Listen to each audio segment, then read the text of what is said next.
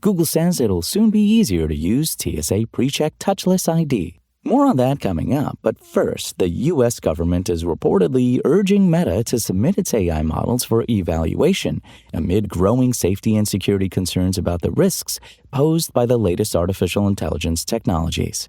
According to the New York Times, Meta is the only major AI player that hasn't voluntarily turned its models in for review. Specifically, the government wants to assess its capabilities and identify vulnerabilities. Both OpenAI and Anthropic are already working with the government to test unreleased models, Reuters said.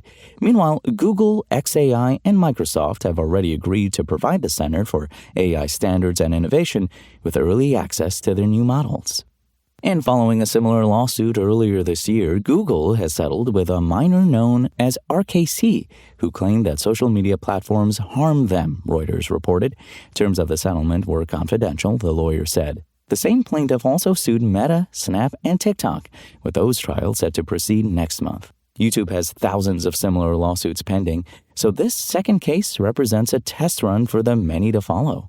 Our focus remains on building age-appropriate products and parental controls that deliver on that promise, a Google spokesperson told Reuters in a statement, adding that the case was amicably resolved. The first trial was brought by a 20-year-old woman known as KGM, who also claimed harm due to the addictive nature of social media. That person won their trial and received $6 million in damages, with $3 million coming from Meta and YouTube taking on the other $3 million. YouTube vowed to launch an appeal for that case, saying it responsibly built a streaming platform, not a social media site. Remember, you can find the latest gadget news, reviews, price drops, and more right now at Engadget.com. Google says it'll soon be easier for those enrolled in the Transportation Security Administration's TSA PreCheck Touchless ID program to set things up in Google Wallet and breeze through security. As it stands, program members need to manually enter their passport info for each airline. Only a limited number of airlines support PreCheck Touchless ID across 65 airports. That's about to change as part of an expansion of the program.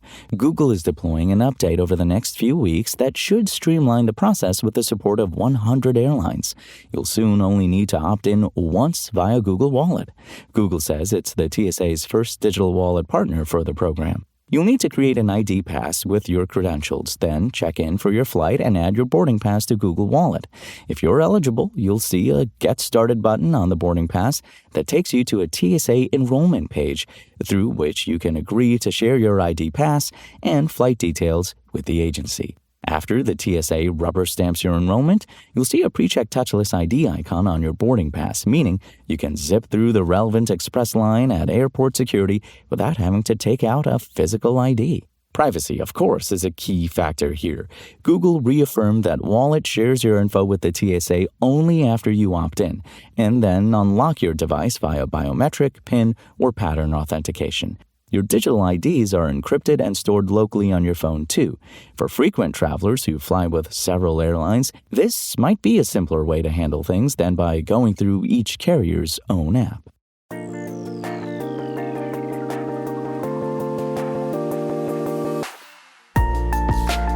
Thanks for listening to the show. Make sure to rate, review, and subscribe on Apple Podcasts. Today's show featured journalism by Engadget contributor Chris Holt and was produced by Spoken Layer. I'm Imran Sheikh, and we'll talk more tomorrow.